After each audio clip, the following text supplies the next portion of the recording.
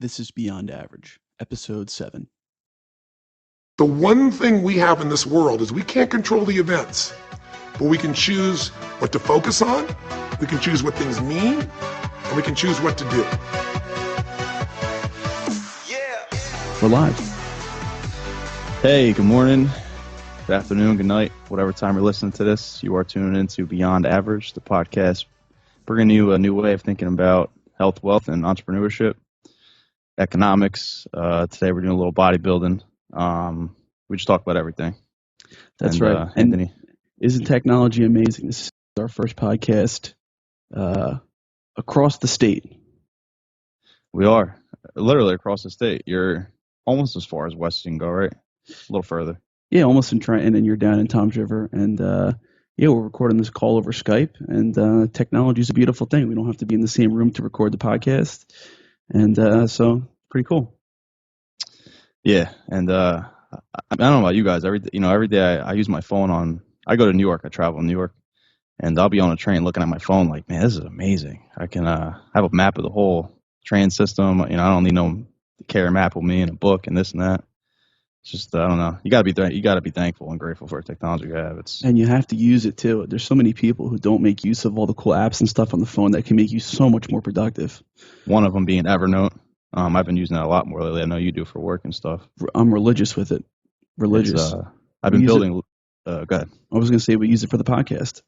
Yeah, we do. And I've been building like a database. I have like stuff for entrepreneurship, for health. I have stuff for where to find good suits, everything. I build in a database. So, and the cool thing is got to check it out because you can always just go back and you do tag words and you like Google suits or whatever, and then bring up all the articles. Things right off the web, save the entire web page, just the article. You could save whatever you want, but one click of the button. But yeah, I was actually just reading something today about the whole 80-20 rule, how 20% of your efforts generates you 80% of your business, and you got to focus on that 20%. So, whatever technology you can use to be more productive, you got to use it. Absolutely. But so we're doing the podcast remotely today, but wanted to touch a topic that we haven't really talked about yet. I know every intro to the podcast we keep saying health, wealth, and entrepreneurship, and we haven't really touched the health subject yet. So, right, wanted to dive in a little bit today. Yeah, and today is going to be specifically talking about bodybuilding, and the thing is, people hear bodybuilding, they think these juiced up guys, but that's not like that. It's these guys with self-esteem issues who pump steroids in them, and it couldn't be more far from the truth about what that whole sport's about. And the fact of the matter is, most people who go to the gym, who are lifting with weights, we know dozens of guys who go to the gym. That's what you're doing is bodybuilding. You're not competing in strongman. You're not competing in powerlifting for the most part. You're doing bodybuilding, and they know nothing about the sport. Right. And so today we're hoping to talk about that a little bit, shine a little light on the subject, some of the fallacies that come with the word bodybuilding. Yeah, because I think if more people actually understood what the sport was about more than they already do, there probably would be a few more fans of it. And more importantly, they would actually follow it, even if just a little bit. They would learn about it, and they probably would help them in the gym to accomplish whatever fitness goals they were trying to do in the first place.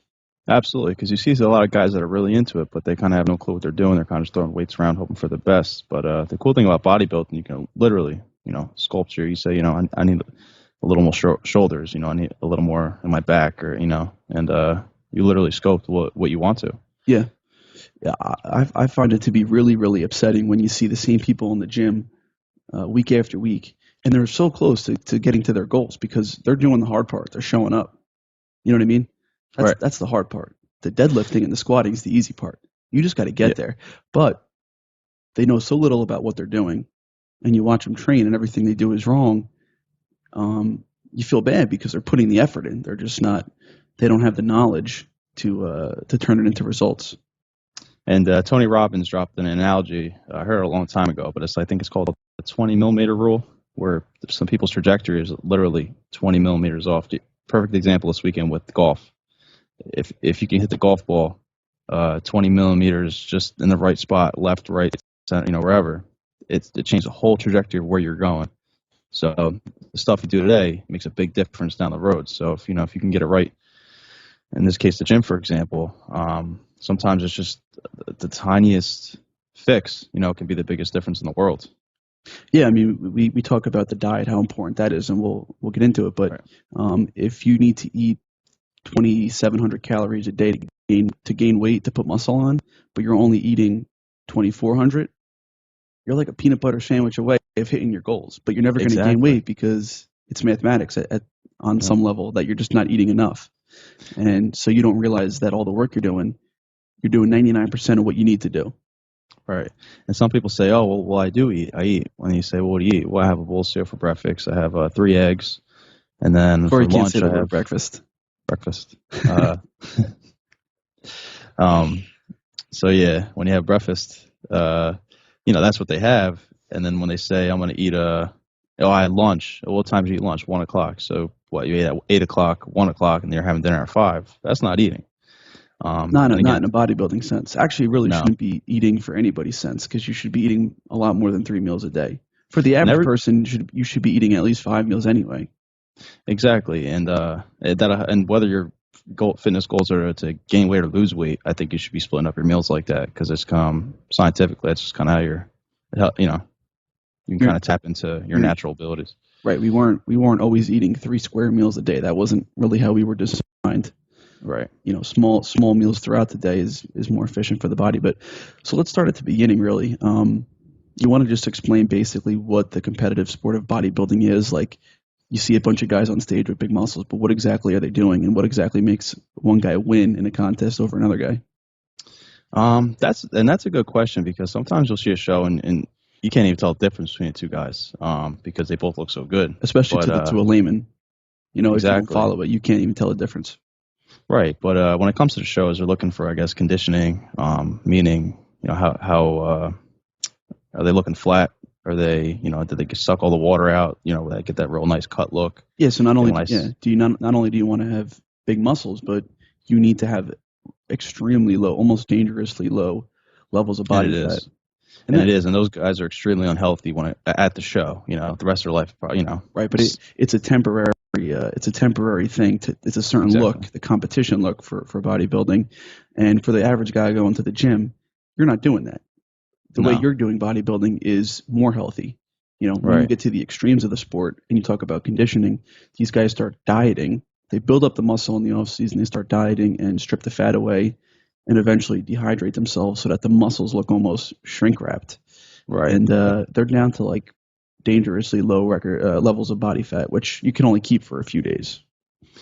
Exactly. They don't look they don't walk around all year long looking like that. I mean, some of them are pretty ripped and, look good all year long, but they're not that tight. Because like you said, it's very, very dangerous. You want to tell them about Dorian Yates with I was just thinking that, yeah. So he gave an interview. He was saying that Dorian Yates is from Birmingham, England. He was 6-time Mr. Olympia for right in the middle of the '90s, and he was saying that he was at a show and he noticed his feet were hurting, and people were asking him, "Oh, are you dehydrated? Do you have like a calf in your cramp? What's going on?" He goes, "No, the bottoms of my feet are killing me." And what it actually was he was so shredded and had such little body fat that he was losing the last little bit of fat left, which was the fat pads in his heels. So he literally had no fat left under his foot. That's and how that's uh that's how low his body fat was. and that's dedication right there. That's pretty incredible. Yeah. Now, That is obviously, that we're way. not recommending anybody do that, All because right. most people that are not going to be competing in bodybuilding. But that's just kind of one aspect of the sport. Um, Exactly. but then, so aside from conditioning, like Corey just mentioned, you have symmetry, and the way the muscles flow is something they get judged on. You don't want to have, obviously, the muscles have to be symmetrical from left to right. You don't want one shoulder bigger than the other, but proportion is a huge part of it. Right. You don't want legs that are too big that overshadow your chest, and you don't want a back that's so big that your arms look too small. All these things play a part of it. And you want to talk about a good problem to have in Jay Cutler, who was another big bodybuilder. What, 4-time Mr. Olympia? 4-time Mr. Olympia. He's kind of the poster boy because he's blonde hair, blue eyes, kind of Right. all American look, and so he's like the face of bodybuilding now. Probably aside from Arnold, the most famous bodybuilder ever, And I you would want to say, talk about an entrepreneur right there. who turned his bodybuilding career into talk about a guy who goes beyond average. He's probably making more money Oh now yeah. from selling supplements and doing guest appearances and other types of media, that he made much more money doing that than he ever had bodybuilding. But go ahead, tell him Right. tell him about his problem with his legs, right? Yeah, he actually stopped squatting for in his early 20s because they were getting too big. He's stuck to mostly presses and extensions because when he squatted, his legs got too big. His legs were overpowering his upper body, Yeah. and that brings us to another good point about genetics. Yeah, it reminds me of a guy named Tim Lincecum, pitcher on the San Francisco Giants, who is 5'11", 170 pounds, and throws the ball 100 miles an hour, or at least he did in his prime. And if you've ever played baseball, you know how ridiculous that is, but that's the case, and it's because he's a genetic outlier. So the same way a guy like that can throw 100 miles an hour, or a guy is brilliantly smart, bodybuilders at the highest level have freak genetics where they could put on lean muscle mass in ways that you and I never could. Just Right. genetically, like the average person can't do what they do. Their bodies aren't made that way. Right. And on the other side of that too, just because you don't have the best genetics doesn't mean you can't bodybuild and can't put on muscle mass, because it's really just I guess you call it biology. I mean, if you eat more than your energy than you're putting out, you're going to gain weight. You just might not be able to compete with the top 0.1% of genetically gifted people in the world, which doesn't mean you shouldn't be bodybuilding. It means exactly you might not win a contest at the highest level. Right. So basically that's what they judge bodybuilding competitions on. How symmetrical, how proportional, how conditioned, how big are the athletes. Obviously all things the same, a bigger muscle is better than a smaller muscle, assuming conditioning and symmetry is all the same. And it's definitely a subjective sport. Without a doubt. You're being judged by, I think there's 7 judges at a bodybuilding contest, and it's up to them to determine who's the best. Is it the smaller guy who's more conditioned, or is it the bigger guy who's less conditioned? It's a matter of opinion. Right. And also, I like to throw into when it comes to like the Mr. Olympia level, I think politics play a small part in it. It definitely does. Yeah. Yeah. Well, go ahead. I was going to say, you don't want the champion being somebody that's not marketable. That's not good for the sport, Yeah, we mentioned Jay Cutler, who's blonde hair, blue eyes, very marketable. Right now Phil Heath is he's like an all-American look to him too. But there's this guy Big Ramy who doesn't speak a word of English. Right. And people say he should be doing better than he does, even though he's the biggest guy on stage by far. Right. Well, might be because he's a genetic freak. It might be because he doesn't speak English well, and it's hard for bodybuilding to make money off of him. So, that's all part of it. And a lot of people who do bodybuilding, and you probably agree with me, that they don't really care about the competing side of it. They care about it for them. I want to go to the gym and bodybuild. Right. As opposed to caring about who won the last Mr. Olympia. Right. Exactly. But yeah, I mean, 99% of the people in the gym, if you lift weights, especially if you're a guy, you're doing bodybuilding. But you have to have some kind of idea of what the goal is. You want to build as much muscle and be as lean as possible at the same time, which is almost 2 contradictory things. But it is possible. It is possible. It's just it's difficult. A guy named Ori Hofmeckler, I read one of his books, Maximum Muscle, Minimum Fat. He also has another book out called Warrior Diet, which I didn't read yet. Mm-hmm. But he talks about that, because it is. Some people will tell you it's not possible to do that, but it is possible to gain muscle and burn fat. And it kind of depends on your diet and how you time your diet. One of the typical ways people do it is bulking and cutting, which me and you actually really don't do that. No. A lot of guys will bulk, and what they'll do is they'll really up their calories, and they'll figure out how much weight they want to gain per week, and they'll eat the appropriate number of calories. And what they do is they put on a lot of muscle and also a lot of fat. And once they get to a certain body fat that they don't want to be any higher than, let's say it's 18% or something, then they'll go on a cut. They'll drastically lower the calories, and what they'll try to do is strip away as much fat as possible while keeping as much muscle as possible. That's typically how people do it. Me and you actually don't really subscribe to that philosophy. No, and it's not that it doesn't work, because there's a lot of guys out there who do very well doing that. Mm-hmm. I think it's just a different road that people take. Yeah. You take someone like Dana Lynn Bailey as a good example. She'll try to stay, I guess, weeks within being show ready at all times. She stays pretty lean around here because I guess he subscribes to our philosophy, which is kind of eat clean and try to stay as lean as possible. This way, any given time, he can kind of start cutting and be ready for a show. Yeah. And then who's that other bodybuilder that you showed me a picture of that he's just grossly fat on the off season? Yeah, but, name's Lee Priest. He was he never won a Mr. Olympia, okay, but that's what it he was a bodybuilder back in the 90s, and talk about genetically gifted, probably one of the most genetically gifted guys you've ever seen. And if you look at him in the off season, you don't even think he's a bodybuilder. There's a picture of him eating fried chicken.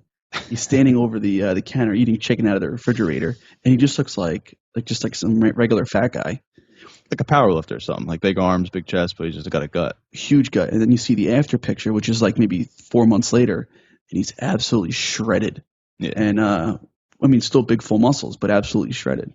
Yeah. And it's just like, that's what worked for him. Exactly. That it worked, being extremely bulking and cutting down. I mean, it worked for him. He did very well in the sport of bodybuilding. So, like you said, it's whatever he floats your boat, I guess you can say. So who are the big names in bodybuilding that most people are already aware of or should be aware of, or if who's the godfather of it all? It's going to be Arnold Schwarzenegger. Yeah, everybody knows Arnold. Brought it to America. Yeah. He was the pioneer of bodybuilding. He has an interesting story behind him. I guess he was in the Austrian army, and didn't want to be. No. It's automatic. When you hit 18, you have to be in the army for, I think, 2 or 4 years or whatever it is. And he didn't want to do that. He wanted to lift weights and get big, and everybody thought he was so silly for doing that. So he actually did it anyway, and he would sneak away from, I guess, the camp that they were at to go compete. Exactly, and he got caught. And he actually won the show. So instead of it was actually, it's kind of one of a Cinderella story. Instead of punishing him, they actually supported him. Because he could have gotten in a lot of trouble for that. And they said, wait, you snuck out and you're training basically with like a couple rusty weights, and you won the show. And so, like you said, instead of punishing him, they built him a gym and said, let's go, do it. If you're going to do it, do it. Exactly. And while then he was in the military. Yep, and then the whole platoon was lifting with him, and ended up being pretty cool. And then he came to America, and the rest is history. I mean, and bodybuilding was around before him, and there was a couple Mr. Olympia winners before Arnold. And I guess, by the way, now is as good a time as ever to mention it, that the first Mr. Olympia, guy by the name of Larry Scott, and I can't remember which year. I think it was 45 years ago, something like that, in the late 60s, 69 or something. He's on record as being on steroids in the very first Mr. Olympia show. Yeah. Steroids has been a part of the sport for a long, long time, and that's really the reason it doesn't get the credit it deserves, is because the person who doesn't understand what it's like to train with weights will look at these guys on stage and say, "Oh, steroids." But the thing they don't realize is, like, steroids is a performance enhancing drug. There's a lot of guys that play baseball that are on steroids that you would never think they're on steroids, and they do it to recover faster. And that's what steroids does. It helps you recover. So yeah, these guys are taking steroids, but you don't see the behind the scenes of the amount of food they're eating. They're waking up 6 o'clock in the morning to do cardio. They're going to bed 10:30 at night. They're on a strict schedule. That no one sees all that. They just think that they put a needle in their ass and poof, magic. You're big. I mean, we can speak from experience that you go to the gym and you see guys that we've been around weights long enough to know that this guy's on steroids. Typically, you could see it in their shoulders and their traps for certain biological reasons, which we're not going to get into here. But you could kind of tell on guys like that who are and who aren't, and a lot of them look like shit. Right? Because it's some guy who knew somebody who got on steroids. He took this shit and he looks like shit because he doesn't eat, he doesn't train right. He doesn't sleep right. He doesn't know what other supplements he should be taking. He doesn't even know how to take the steroids that he bought. And so it just goes to show you that it's not some magic ticket. Right. And one of the things I always say, and maybe you would or wouldn't agree, I don't know, but if there were no steroids in bodybuilding and you still had the contest, the same exact guys would be up on stage. They would just be 40 pounds smaller. Right. No, I agree. I agree with that. Because for all the things we said, A, they're genetic freaks. B, they're the ones who dedicated their lives to absolutely perfect diet, unbelievable training regimen, getting enough sleep, and just sticking with it for years and years and years and years. And the thing is, bodybuilding is a 24/7 job. It's not just like you can take the weekend off. It's like building a sculpture over years. But the problem with the sculpture is you got to feed it every 2.5 hours. And Plus the training, plus the diet, plus the sleep. What other people don't realize is either is that it's not like in baseball where you might be in your peak at like 25. In bodybuilding, there's muscle maturity is what they call it, and a lot of times guys don't really hit their stride until after 30 years old. So you might be doing this full time since you're 18, get your pro card in your 20s, and you don't even win a Mr. Olympia. Well, forget Mr. Olympia. You don't win any contest until you're in your 30s. A lot of the Mr. Olympias are in their mid to late 30s. And you want to talk about this hard work thing? You're putting in a decade of hard work, and it feels like you got nowhere. But you're about a year or two away from, like you said, hitting your stride. And these guys are the ones that keep with it and don't quit, and then they get there. I mean, there's a guy we're fans of. His name, well, we like to watch him because he's a good bodybuilder. He's a little bit of a weird guy, but his name's Kai Green. Yeah. Kai is how it's spelled if you want to look him up. Incredible physique, but poor guy went second every freaking year. It's like you spend all year training for something, and the guy never wins. First, he was overshadowed by Jay Cutler, and now it's Phil Heath, the current Mr. Olympia. And but the guy dedicated his entire life to it. Right, and I actually like his Facebook page, because he'll share some cool articles sometimes, and he's always posting videos of him in the gym. He's still working, he's still acting like he is Mr. Olympia. He's trying to get there. So, like I said, it's about the dedication that goes into it. It's not so much, the steroids you're taking or whatever. And just before we got sidetracked on steroids, just to finish up the kind of the big guys who most people probably know aside from Arnold, Franco Columbu, most people know, have heard of him. Lou Ferrigno, who played the Incredible Hulk in the movies later on, he was a big bodybuilder back in his day.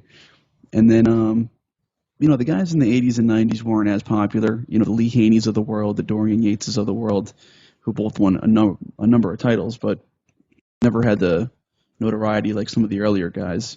But the more recent guys, a lot of people have probably heard of. Jay Cutler, obviously not the quarterback. But Ronnie Coleman. Ronnie Coleman is very, very famous. He's won 8 Mr. Olympias? 8 of them, yeah. Yeah. Him and Lee Haney, I think, are tied for the most ever. And then the new guy now is Phil Heath. He's won the past few. And then obviously Jay Cutler as well. So, those are some of the big names. Right. And if you guys are interested in it some more, there's actually 2 movies out. One is Pumping Iron, which a lot of people probably have seen before. Came out a while ago, yeah. It's a really good movie. It's pretty cool. It's more funny, and then but it kind of sheds some light on the sport of bodybuilding back in the 70s. Starring Arnold and the other guys who were in the sport at the time, including Franco Columbu and Lou Ferrigno. Yeah, Lou's in there, and he's pretty funny. Watching him and his father train is a kind of comedic. Hey, they got the job done. Because Arnold's by himself, and Arnold gets in their heads. He psychs them out. Right. And then they redid it, not redid it, but they made a second one, which just came out a couple years ago, called Generation Iron. Right, and that movie actually is anybody that I know that watched it, you just want to go work out afterward, because that's a kind of, I don't know, it just fires you up to go lift. Not even for Miss Olympia, you just want to get in the gym and get after it. No, absolutely, yeah, definitely. It's on. They're both on Netflix, so definitely go check them out. And it really shows you what these guys go through, and the type of regimen that they're on. Yeah. So let's switch gears for a second. Let's talk about women in bodybuilding, because this is something that always comes up, and I'm sure everybody knows a woman who talks about fitness and says, "Oh, well, I don't want to train with weights because I don't want to look like a man. I don't want to get big blocky muscles," which is so wrong on so many levels. Because first of all, it's the idea that if you go in there and touch a weight, you're going to blow up with big, huge muscles, as if it was that easy. I wish it was that easy. Right? Guys go in the gym 5, 6, 7 days a week and can't even achieve their own goals. And you think you're going to walk in there and look at a weight and all of a sudden be too big. It doesn't work like that anyway, even if you're a guy. And second of all, women's bodies are night and day different from men's. You don't have the testosterone to even change your body like that. Right. And what I was going to say was, even if your goals is fat loss, weight training is such an invaluable tool, because when you're burning fat, say you just do cardio all the time, you're burning fat while you're in the gym doing cardio, and that's it. When you weight train, you're going to be burning cardio all day. Burning fat all day. Exactly, because your body's constantly repairing itself. I shouldn't say burn fat. You're going to be using more energy, which could, depending on your diet, be burning fat. So, weight training is just very important no matter whether you're in there to get huge or just overall health. You can really use the weights to your advantage. Yeah, and the bodybuilding industry certainly doesn't help this problem because No. one of the most popular women in the world right now in the bodybuilding world is Dana Lynn Bailey, who swears up and down she's a natural, meaning she's not on steroids. And she might have to do this because she's got certain sponsors or this and that, but there's not anybody in the bodybuilding industry who actually believes her. Right. She's not even really trying to convince people she's natural. I think she just contractually has to say that to keep her sponsors happy for whatever reason. And so to a girl who's new to the fitness industry who says, well, I would like to go and play with weights and get a little more toned and stuff and put a little bit of muscle on, instead of doing all yoga or something like that. She's going to look up women in bodybuilding, see Dana Lynn Bailey, and Dana Lynn Bailey says she's natural. She's going to say, I don't want to look like Dana Lynn Bailey. That's Right. not what I want. And then she'll never improve her body in a way that she could have otherwise because she thinks she's going to look at a weight and turn into a man. And it just doesn't work like that. Exactly, and it takes nothing away from like Dana Lynn Bailey, because if she wasn't bodybuilding, she'd probably be extraordinarily successful in whatever she's doing. Well, don't get me wrong, the mindset. she looks incredible for what she's doing. Oh, yeah. It's just the average woman who's not into competing in bodybuilding does not want to look like that. Exactly. They'd rather look more like the bikini girls who compete in the bikini contest as opposed to the girls who compete in the physique and the figure contest, which is basically the next step up. Every class up you go, it's more and more muscle tone until you get to women's bodybuilding, which has pretty much lost all popularity because there's not any women I know who would ever want to look like that. Exactly. So the physique and the figure girls who have some muscle tone on them has become really popular. But even so, they're all still on steroids. Right. So your average girl is not going to look like that. And not to say you can't, and not to discourage any girls out there that maybe want to, get real big and muscular without steroids, because with dedication, time, and effort, I mean, you can, you'd be surprised how far you can go. It just the message we're trying to put out is that, just because you go weight train real hard, 5 days a week or whatever, you're not going to look like Dana Lynn Bailey or any of these other big, And the other thing women. I'll mention too is that you should still be a fan of hers, and you should train like she trains. You should eat like she eats. You should learn everything you can from her, for the She's reason, doing it. right? But for the reasons of you're not going to actually look like her. Just in the same way that we watch videos of Phil Heath and Jay Cutler and Kai Green. You and I, without the use of drugs, are not going to look like they look, but we're going to try our hardest because whatever result we end up with is going to be good for us. Personally, I've never hit a plateau. The only plateaus I've ever hit are the ones I set on myself, which is through not enough sleep, not eating enough, or whatever the case may be. So, I mean, get in there, get after it, and see how far you can push your natural abilities. So let's sort of wrap it up with if you actually want to start bodybuilding, or let's say you already go to the gym and you dick around on the machines, you do a couple sets of this, a couple sets of that, you don't see any progress because you don't know what the hell you're doing. Like, what are the couple things that some guy or girl needs to do to kind of get themselves on the right track? Well, first, you probably should know how many calories are your maintenance calories. You should have an idea of how many calories you burn during the day, which you can look up online. Right. And what I would suggest is, take a couple hours out of your life. It's not going to be a big deal, just to do some research. And what I would do is, find a good outlet to get your information from. We'll try to post a couple links under the video, I guess, of, a couple websites you can check out. But just to kind of get a bearing on, like you said, the nutritional aspect of it and what you should be doing. And that's really it. Just try to, you should always be searching for sources, no matter if it's in bodybuilding, business, economics, or whatever it is. You should try to get to the bottom, the nitty gritty, nuts and bolts of everything. So basically you're going to know how many calories you burn a day, and based on whether you want to gain or lose weight, you're going to eat a little bit more or a little bit less than that number. Exactly. Now, and go ahead.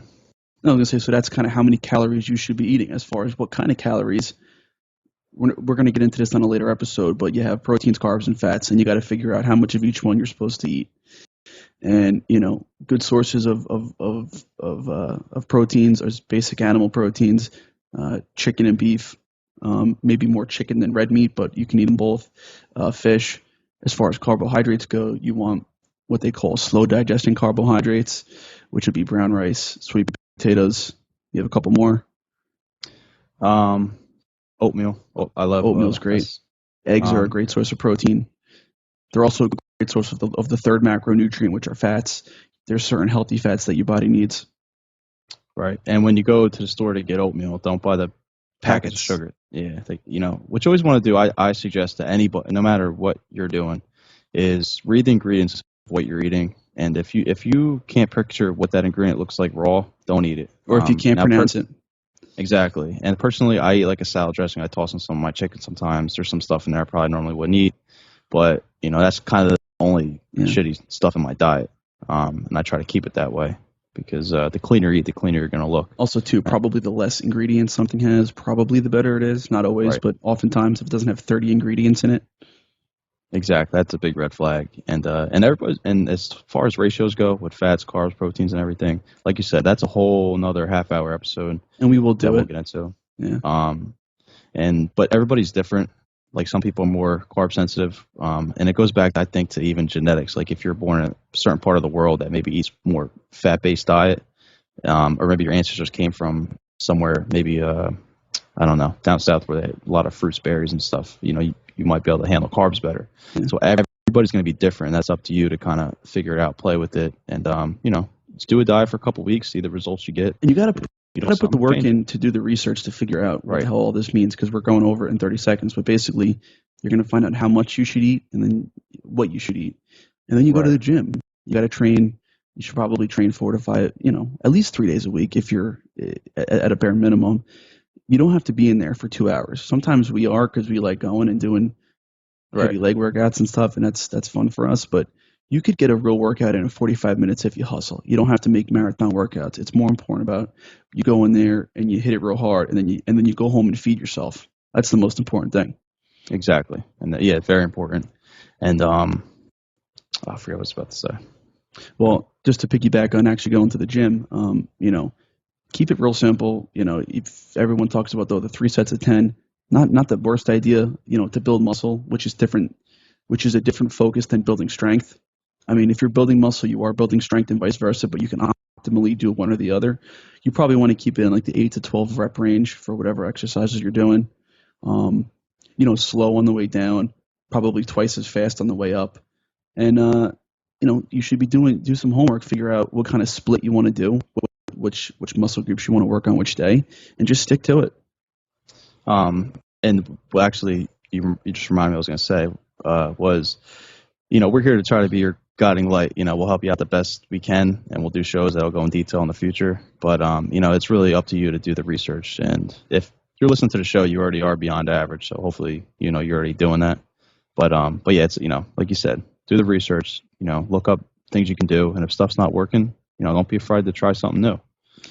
Yeah, change one thing at a time so you know what works and what doesn't. But and always listen to your own body, because what works for you doesn't necessarily work for the other guy and vice versa.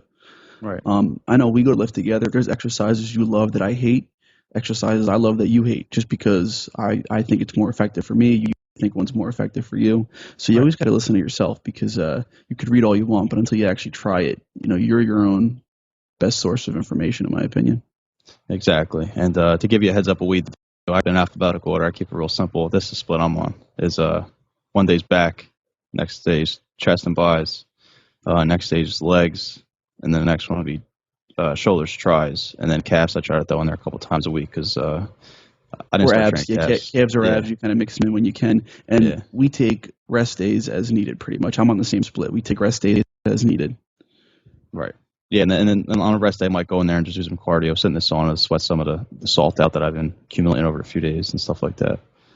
But like that split, you can use that one. You can go online and make your own. If you're a real beginner, a lot of times online they recommend you do kind of either full body workouts, where you do more sort of powerlifting movements to build a foundation.